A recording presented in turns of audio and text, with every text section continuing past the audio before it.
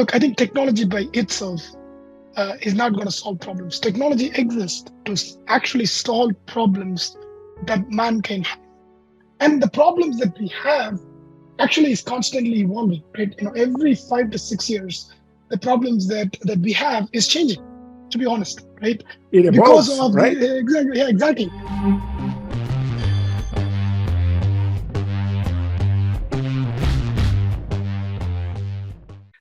Welcome to the Leaders in Tech podcast. I am your host, David Mancella. As you've seen on the previous episodes, this podcast is dedicated to honor leaders in technology that are helping the world become a better place. And what a beautiful example of our today's guest. Raja, brother, welcome to the show. Thank you. Great to be here. Wonderful. Raja, can you please tell me your full name? Where do you live and what do you do for a living? So my full name is Arumuga Raja Selvaraj, but I actually go by Raja Selvaraj. So people call me Raja here. I live in the great state of Georgia. So live in the suburbs of Atlanta. And for a living, I work for Equifax. I'm in a technology leadership role where I lead, tech teams, trying to make a difference for both Equifax and also for the consumers of the US. Beautiful. Yeah, I was gonna say, like, I'm one of your clients. It's beautiful, and this is for the audience. Lesson number one: you can never grow something that you do not measure. Isn't it true? Also, you can never protect something that is not being measured. So if you want to protect something or grow something, you have to measure it. That's why this business is such an amazing company, because in my personal life, it helps me measure my most important identity in my financial life, which is my credit score, right? And cyber attacks and all the stuff, identity theft, all the stuff that could be happening. Now I rest in peace because I'm measuring constantly through your company. So thank you for your service, Raja. No, absolutely, absolutely. That's the most important part of my job, right? More than the technology pieces. What gives me satisfaction is the value that we add to the individual consumers of the US. We have around 330 million consumers in the US. And we help Wow. them in their daily financial lives. Even if you go buy a phone, if you're getting a mortgage, if you're going to buy a car, Equifax is involved in that process for the most part. And and my teams are actually involved in some of those decisions, and that's what gives me a lot of pleasure and happiness at the end of the day. So that's where I get the satisfaction from the job. It's beautiful. Yeah. And you know what? That's another great point. Where you work is where you live most of your waking life. So that if you don't like what you do, you're not going to be fulfilled and happy. And who wants to live a life of unhappiness? What you just said is brilliant, right? Like, you know that your business is adding tremendous value to millions and millions of people. And you get to say, because of my job and my team, these people are getting blessed through our services. What a beautiful way to live. So congratulations on that. No, thank you so much. Thank you so much. At the end of the day, you want to get happiness. You want to have satisfaction in your life that you're making a difference, in people's lives. And this job allows me to do that. And any job that I have always considered doing or joining, that's one of the important aspects. What is the value add? That is part of the job, right? More than the technology, more than the engineering pieces, more than the money part. What is the value add? What is the difference that I can make consumers' life or to companies? Balance sheets of finances. That's what I've always considered if we're choosing a job. So this job gives me immense gratification and immense satisfaction from that angle. Beautiful. And that explains why you have grown so fast and so high in senior leadership, because you have the mindset of a CEO, right? You have the mindset of the shareholders, of the investors, because that's what they're looking for. The technology should be just a means of achieving that faster, better, more effectively, and more securely, right? No, absolutely, absolutely. Look, I don't consider myself as somebody that has grown really fast in the career or something like that. I was never, behind like growing really fast in the career, I always wanted to focus on doing the right things for the company, doing the right things for the consumers or the customers of the company. Mhm. And that is what I've always focused on. And in addition to that, focusing on doing the right things, which is what the core value system is based on, my core value Mhm. system is based on, and then working hard and then persevering and being committed uh, to that value system. How I can make a difference based on that core system of values. That's what I have focused on.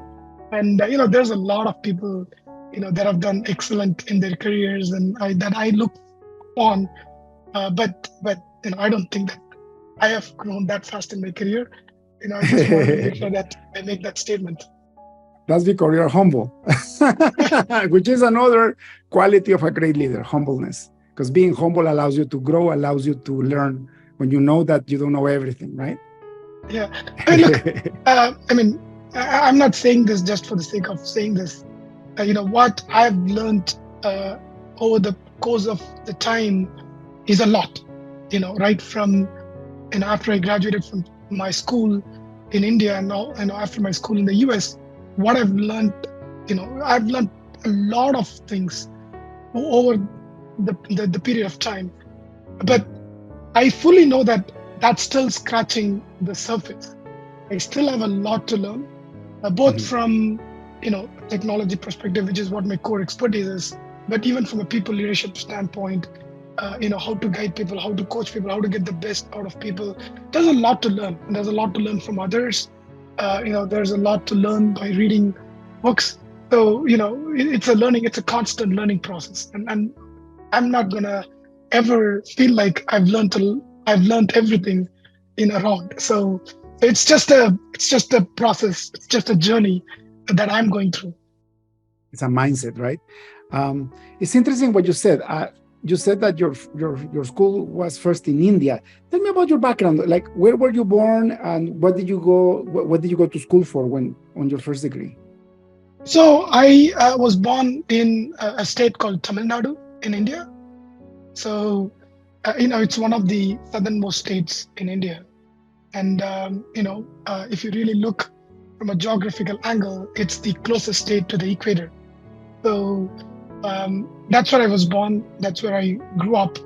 And then I did my undergrad in a school called College of Engineering, Anna University, in a city called Chennai. It's one of the top engineering schools in India. So I was fortunate enough to get admitted into the school. I did a bachelor's in computer science, and as soon as I completed my bachelor's, I decided to pursue a master's degree in the US. In the And U.S. That's yeah, what brought you to U.S. university. absolutely. As soon as I completed my bachelor's, fortunately I got admitted into school in the US. So I was able to come here, and more importantly, my parents were able to, get me to the US, right? Afford to send me here. So that's Mhm. another, fortune that happened in my life. So I came here to do my master's in computer science. I completed my master's in University of Georgia, which is in Athens, Georgia. And if for the folks that live in the US, they would know University of Georgia. We won the last two college football national championships. So go Bulldogs. So I Woohoo! finished. I completed my master's, and since then I've been working in the state of Georgia. Mhm. And I've gone through multiple companies, but I've been extremely uh, grateful to the opportunities that I've gotten in my life. You know, thanks to my parents and to all the mentors and Mhm. the people that have guided me, all through my life. But you can have the best mentors, the best parents, the best opportunities, but it's up to you to take advantage of those opportunities. And by the way, I have a lot of ties to Atlanta. One of my former business partners and one of my best friends lives in Atlanta, and in Donwoody, to be more specific. And my sister-in-law lives in Atlanta too. My daughter-in-law is going to Georgia State University. She's studying. I think she's studying in September. She just graduated from a community college, and she's going right into university. So I know Atlanta very well. I almost moved there with my wife because we live in Toronto, which is a beautiful city, but it's very cold. Atlanta is not that cold. Atlanta Right? is oh, absolutely. Atlanta is a great city to live in. One of the fastest growing cities in the southeast in the US, and it's well connected because Delta's hub is Atlanta, so it's well connected by air and by road. And I've really enjoyed living in Atlanta for the past 20 plus years, and in Georgia for that matter. And as you said, I mean, it's a great city, got the right weather. It's got a lot of opportunities, got great schools like Georgia Tech is there, and University of Georgia is only around 60, 80 miles from Atlanta, and then Georgia State, NSS State. There's a lot of great schools, great vibe, great opportunities, and the weather is perfect. You get all the four seasons. You get experience all the four seasons. All the way from spring to fall to winter to summer. I mean, you could experience all the four seasons, and it's a fantastic place It's to make beautiful. a base out of. For sure. I just don't like the traffic, but that's the same everywhere. Traffic in Toronto is horrible. I was born in Guatemala. I wasn't born in Canada, obviously, with my accent. And Guatemalan traffic, the city is just as bad as Atlanta and as Toronto. I guess, if you have a major city with more than 5 million people, you're going to have a lot of traffic. No, absolutely, absolutely, and Atlanta definitely has a lot of traffic. I don't want to say bad traffic.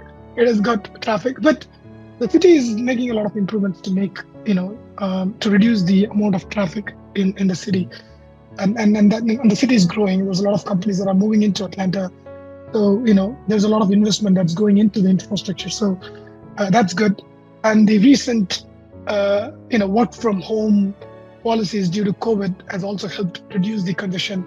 And the city is growing in all different directions. There's a lot of micro communities that is getting created, so people are not, commuting a lot within Atlanta, which is also reducing traffic. So I fully expect Atlanta to continue to, work towards reductions, within the traffic reduction in traffic in the long run.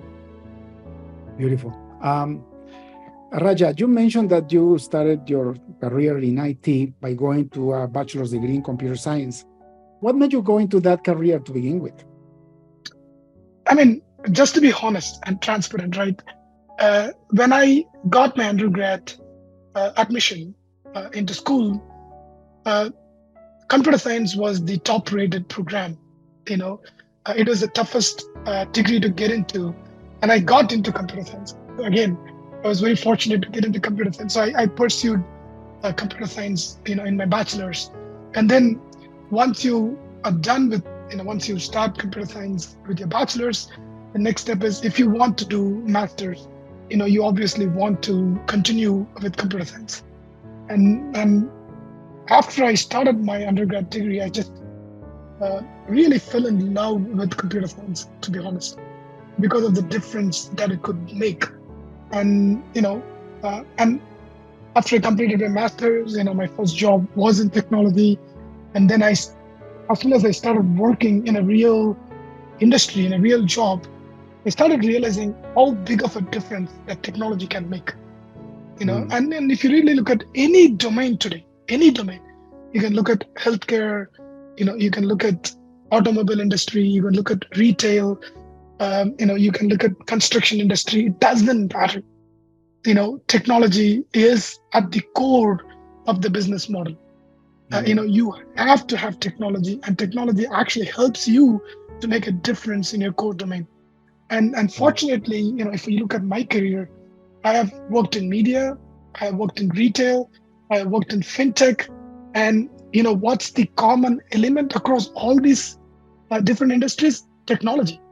Even though the core expertise is not technology, the domain is media, the domain is retail, but technology is the centerpiece of all these domains.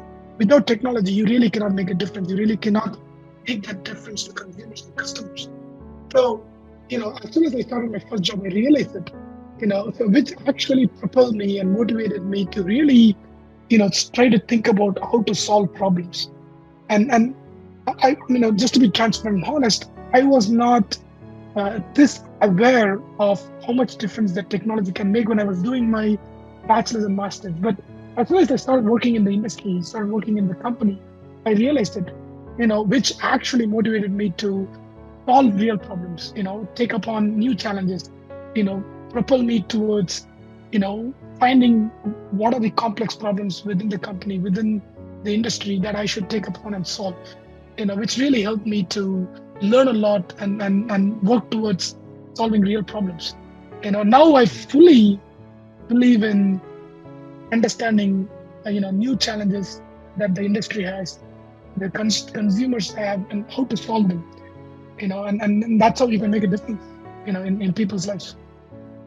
And that's why I made this podcast, because to build that technology requires people. And if you want people to build something, especially something as hard as technology, you want them to have them motivated and inspire them to achieve a common goal, whatever it is in technology that you're achieving. And that's what you're actually doing right now. And it's funny, it's true. The only reason why technology exists is to solve a problem. And the problem is usually a human problem. Let me tell you my story. I have 2 computer science degrees. The first one I did it back home in Guatemala. And as soon as I graduated, actually it was a couple of months before I graduated, I was invited to visit this factory. They were making plastic bottles for different cosmetics. They had 300 employees, 24-hour shifts, many machines, and they were doing payroll manually. This is 1989, 1990, so very, very, a long time ago. And the CEO of the company told me, listen, somebody told me to invest in this computer. I don't know how to turn around and what to do with it, but it cost me thousands and thousands of dollars. It's sitting in the corner. Do you think you can just do something with it? And then, so I said, okay, let me ask. So I started asking around all the departments, on the administration part, what was their biggest burden? And the biggest burden was doing payroll. So the accounting department needed a week, 1 week, to calculate deductions and write the checks and pay the people. And I'm like, oof, I think I can do this. So I hired one of my best friends from computer science school, and I told the CEO, listen, I don't know how long it's gonna take because I'm new at this, but if you give me a chance, we'll figure it out. We worked together for 6 months. We got very well paid. It was a contract, actually. I wasn't a full-time employee. It was just an experiment. And in 6 months, we finished this payroll program in this microcomputer, and we reduced, listen to this, we reduced the payroll run from 5 days to less than 8 hours. Absolutely, that's phenomenal. And he said, with the man hours that you're saving me, this computer is going to get paid by itself in 6 months. Yeah, I mean, because I'm in technology, because I'm from the background, I definitely can understand it. But it's just still amazing. I mean, this must have happened a few years back or a few decades back. I mean, it's just amazing the amount of things that you can do with technology. But I think you nailed it. Look, I think technology by itself is not going to solve problems. Technology exists to actually solve problems that mankind has. And the problems that we have actually is constantly evolving, right? Every 5 to 6 years, the problems that we have is changing, to be honest, right? It evolves, because of right? Exactly. Cars. I mean, just take cars as an example. We used to drive the cars. Now the cars are getting to a point that they can drive by themselves, right? Now it's a completely different topic or debate on whether that is the right thing or the wrong thing. But it is getting to the point that it is actually trying to reduce the amount of work that humans have to do. And I can give similar examples across all domains, right? If you look at the healthcare industry, there's a lot of robotic surgeries that the doctors are doing. All the laser surgeries, the precision surgeries, it reduces the amount of time that it takes for a patient to recover. And it's just going to make, human lives better and better. And that's why technology is actually very exciting. Being part of technology is very exciting because you can make an amazing difference. And just within my lifetime, I've seen tremendous amount of improvements and difference that technology is making, across all domains. And it's a great time to be a human and great time to be part of this world, right? And especially if you're part of technology, it's even better. Yeah, I know. And, and I'm an optimist, obviously. I run my software consulting firm and I spend my entire life building software. That's my passion. I have a lot of engineers now and business analysts, and we just add tremendous value to our clients. But the value that we add to our clients is for them to give it to their clients. You know what I mean? Which is the population. And just think about this. What a beautiful time that we're living in. I know times are getting tougher, though. It's not that we're not having problems. We're having problems that we've never seen before. But just think about this. I just interviewed the owner of a startup, very successful startup.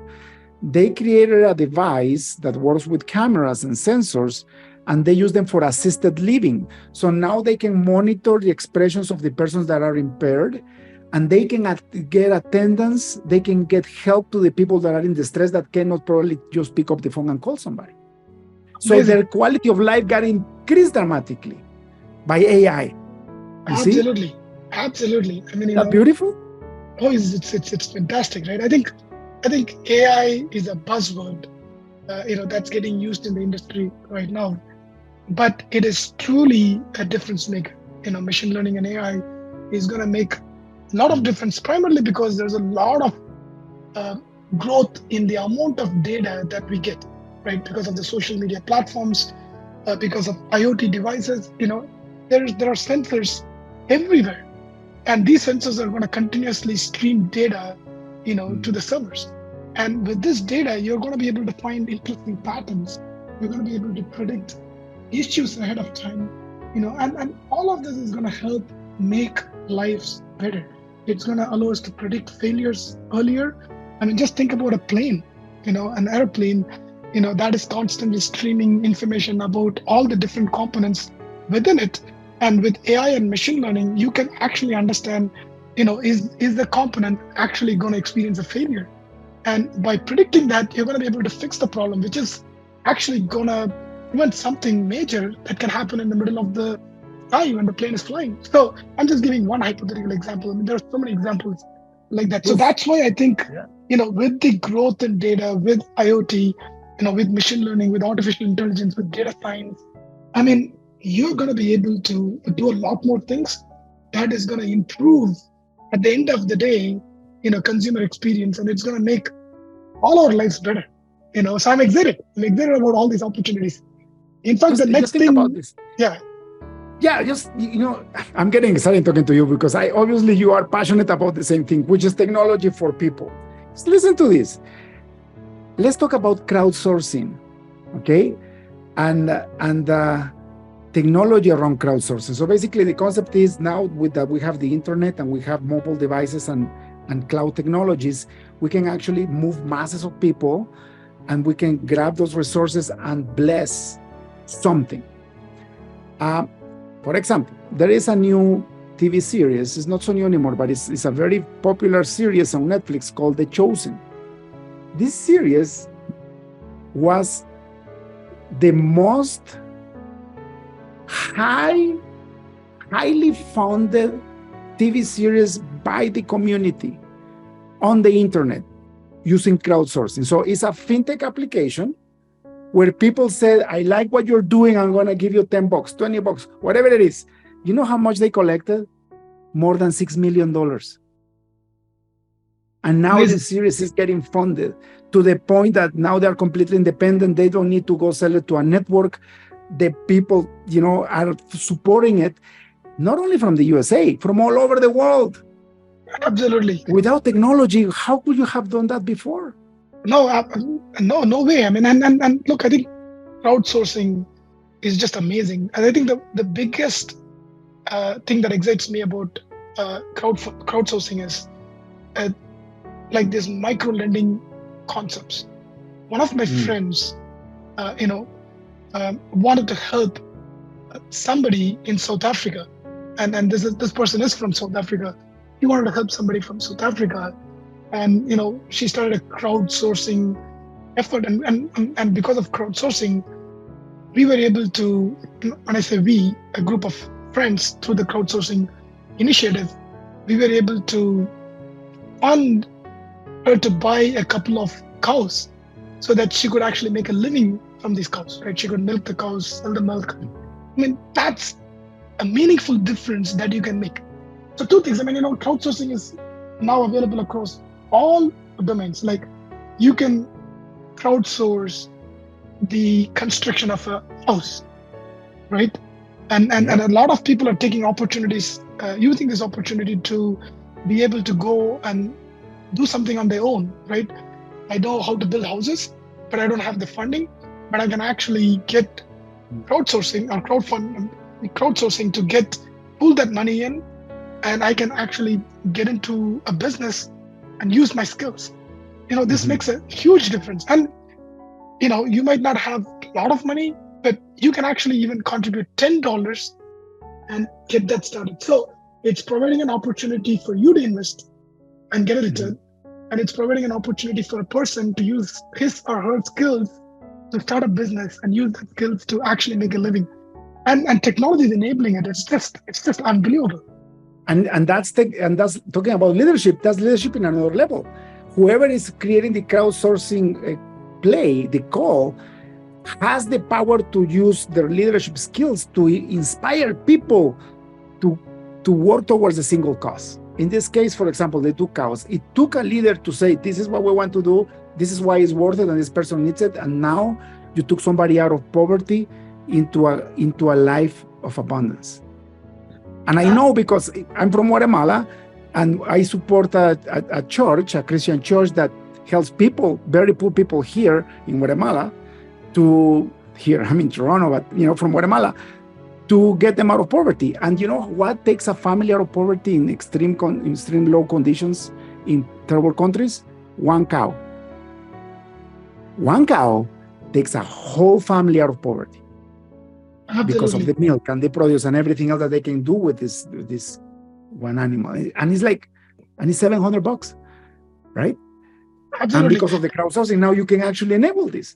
Right? Yeah, and since I'm from India, I mean, there's a lot of activities that happens, like this.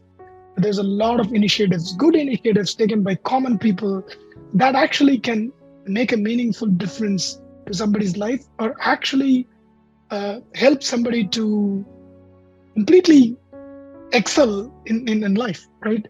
And the biggest thing that I've observed, from my viewpoint, is a lot of people are now able to provide free education to people that cannot afford it, especially in countries like India, like Guatemala, like Nicaragua. I mean, like, I'm just giving hypothetical, just a few examples, but you can educate one kid, multiple kids, and a person like me, a person like you can actually change the life of that kid, because you're able to provide education. And as you and me fully know, and we are examples of this, educating a person actually will change their entire life, right? Yeah. And that's what technology is doing right now. And more than that, it's also providing an opportunity for you to make that meaningful difference. So I mean, I fully agree with what you're saying, and it gives me immense pleasure that you can make such a difference to people's lives as well. Raja, when was the first time you went into a leadership position where you were responsible for more than your output? And how do you overcome that? Because it's very simple actually, it's not simple. It's actually hard enough to be able to respond for yourself. You have to be a leader of yourself in order to sustain a job and do the extra mile and grow in your own career. But it's very different to be responsible for other people's jobs and other people's performance, because at the end of the day, the leader is the one responsible to make sure that your people are performing. What was the first time? The first time was in 2010. I was part of a database team, and I got an opportunity to be the manager of the database team, and that was my first opportunity to be part of a larger group and to be able to lead a small team. It was a very small team, but it was a very important team, because that database team was supporting the entire data that is driving the products that the company has. a very Right. important job, and you're going to be supporting that 24/7. So a lot of responsibility from an important standpoint. But I enjoyed it, and it was very challenging. At that point in time, I was new to people leadership, and I was not fully aware of how to lead people, but I wanted to take that challenge.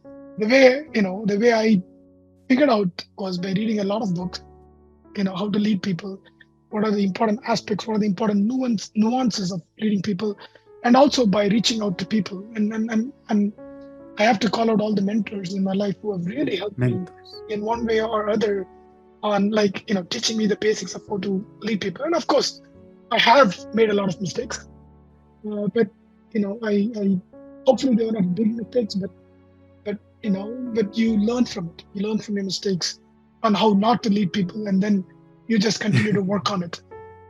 To answer your second part of the question is, I truly believe at the end of the day, I truly believe that you have to have a value system. You have to have Mm. that integrity, and that will become your core building blocks that you work on top of, right? And that's how I, you know, uh, make my decisions. Is okay. Is it part of my value chain, right? I mean, am I going outside of the value system? Am I making the right decision for the company? And am I also making the right decision for the person, right? And I always ask those questions, within myself. So that's what guides me in making decisions, and especially when it comes to leadership. And the second thing about that is, it's I also put a lot of emphasis on hiring the right people, giving them the right opportunities, and because at my level, I've got to hire leaders. They're also leaders, and they have a lot of responsibilities.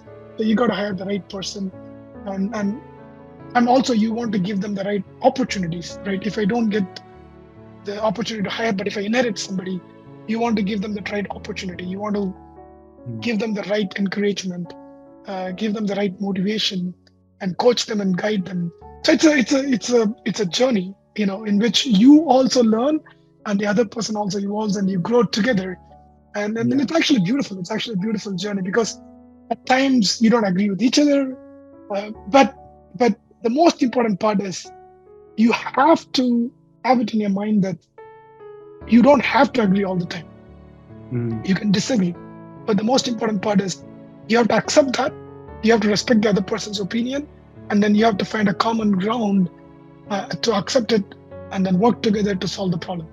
Because as human beings, we are never going to agree with each other. There is always going to be multiple ways to solve the problem. There is always going to be multiple approaches, and your approach might not be the best approach, right? So while momentarily I might get upset, in the long run, I've always thought that you have to give a fair opportunity. You have to, work with people. You have to respect their opinion, and that's part of my value system, and that's always guides me, in making my decisions, and in helps me in working with other people. It was a long-winded answer, but that's how I operate. Actually, but so much wisdom there, especially when you become a leader of leaders. It's a different ball game. It's a pyramid, right? And the higher you go on the leadership scale, the more responsibility you have. And it's important to agree to disagree, because if you're hire people under you to manage a lot of people, you better hire the right person. You better trust that person to make the right decisions, and also be open enough to come and ask questions. But at the end of the day, it's their choice, and you have to respect it. Otherwise, why are you giving them the freedom or the leadership position that you're feeling, right? Another thing that is very important that I want people to really get in their heads that you touched, which is deep wisdom, the value system. So people talk about culture all the time, and they have no idea what culture is. I was one of them. I thought culture was a poster on a wall with a bunch of beautiful sentences. It's not. Culture is what you just said. Culture is a value system which is being used for people to make decisions while the boss is not watching. That's all it is. And that value system could be right or could be wrong. So you base it on the integrity. You base it on freedom. You base it on responsibility. You base it on growth. And your people, you teach your people that those are the boxes, whatever the boxes are. So that they need to make a decision and you're not around, they can go through the filter of those boxes to make sure that whatever they're choosing is the right choice. And so that even if they make a mistake doing that system, because sometimes it happens, it's not going to be a catastrophic mistake. It's something that you could actually correct. But for the most part, they're going to advance. They're going to move forward, right? And every time I have to make a tough decision, I always think about what's the right thing for the company. Because at the end of the day, the company has employed me and I have to think about the best interest of the company. That's number one. Number two, what's the right thing to do for the consumers and the customers? And what's the right thing to do, for an employee? Of course, if an employee is involved in that decision, right? So and my thought process is, if I do the right things, if I operate within the value system, I don't have to question myself. Even if somebody gets upset with me, in the long run, or in the, when I go to sleep in the night, I'll go sleep peacefully, with the satisfaction, knowing that I made the right decision with the data that I have. I didn't try to go out of the box.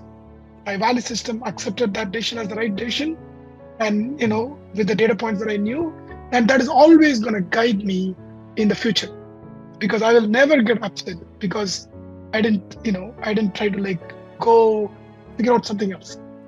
I operated with the data points that I had, and I wanted to do what is right for the company and what is right for the consumers and the customers.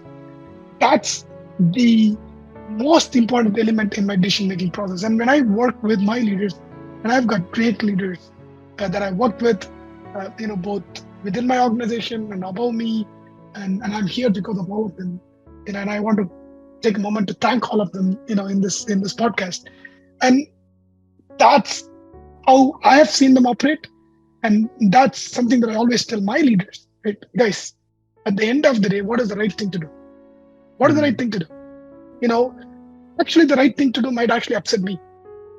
But let's focus on the right thing to do. And sometimes my team gets upset. I'm not joking. It's like, Raja, why are you doing this? This gives us more work to us, right? We have to end up doing work. We have to work weekends. In the short run, it might not be comfortable. It might actually, affect work-life balance, and work-life balance is one factor. But in the long run, when you look back, fully know that you made the right decision. And my team also fully knows that you made the right decision. And then you try to appreciate. You will eventually appreciate. What? At that moment in time, while it was painful, we made the right decision that helped the customer, that helped the company, and we can live happily. We can, and yeah. Just the last point. Over a longer period of time, it will eventually even out. I believe in karma quite a bit. Because from India, karma is a big word in Indian. And karma is if you continue to do the right things, it's almost like crediting money into a bank. The more you credit, the better it is going to be. You continue to do the right things, it will automatically become an investment. That's I truly believe in it, and I tell this to my team. They sometimes hate it, but in the long run, from my own experience, with my career and my life, what I've observed is, just try to do the right things. It will even out. You will come out as a winner in the long run. Yeah, no, it makes sense. My faith is Christianity. I'm a Christian, and when you read the Bible, it talks so much about consequences and outcomes of your behavior, right? One passage in the New Testament says, focus on everything that is good, that is right, that is helping others, focusing on being selfless, meaning you think about the benefit of others first before you think about you, right? You are here to serve, not to be served. So if you have that attitude in your leadership, if you become a servant leader, there is nothing but growth for you. And if you look at a leader, even if they go on the top level and they become arrogant, or they think they know everything, or they think that people have to serve them, so the opposite, they fall down really quick. And most importantly, their heart is unfulfilled. They have this hole in their heart and they don't know why. They are upset all the time and they are not happy. But it's because they don't have a mentality of servitude, right? Of being the servant. And fortunately in my life, the leaders that I work for have been amazing leaders, and they helped me, they coached me, they guided me. But at the end of the day, what I observed was they exactly followed this value system concept. They always went back to the question of, what's the right thing to do? It's not about what's right for me. It's not about you. It's about what's right for the company, what's right for the customer, what's right for the consumer. Those three questions is the most important questions that you always end up asking. So, and that is what has really helped me in the long run in my career. And I hope that, people who are hearing this, hopefully they agree with me, with what I'm saying. Oh, you're telling 100% the truth. Otherwise, you wouldn't be where you are, right? Raja, it's been such a pleasure to interview you. Time is running out. Like, I don't know where time went. It's almost at the top of the hour. Let me ask you one last question before we finish the podcast. If you had access to a billboard in front of the busiest highway on earth, what would you write in it? I would write follow your passion and work hard and persevere. That's beautiful. That's beautiful, beautiful, beautiful. Thank you so much for your time, Raja. If people would like to find more about you and your leadership skills, where can they find you online? On LinkedIn. I'm on LinkedIn, and I don't use the other social media because, I'm busy with work and life. But I'm on LinkedIn. I'm on LinkedIn. People can reach out to me on LinkedIn. I usually respond. So, if they have any questions, or if they want to talk to me about life in general, career in general, they can definitely reach out to me. Thank you so much, brother. Have a beautiful rest of the week. And this is your podcast. You're a guest. Whenever you would like to come back, I'll be happy to have you. Cheers. No, absolutely. Thanks for having me. It was a great conversation. Really, really appreciate you bringing me on to this podcast and asking me some great questions. Thank you. Blessings. Thank you for tuning in to the Leaders in Tech podcast. Check in next week to keep learning how to use technology and leadership to change the game. See you next time.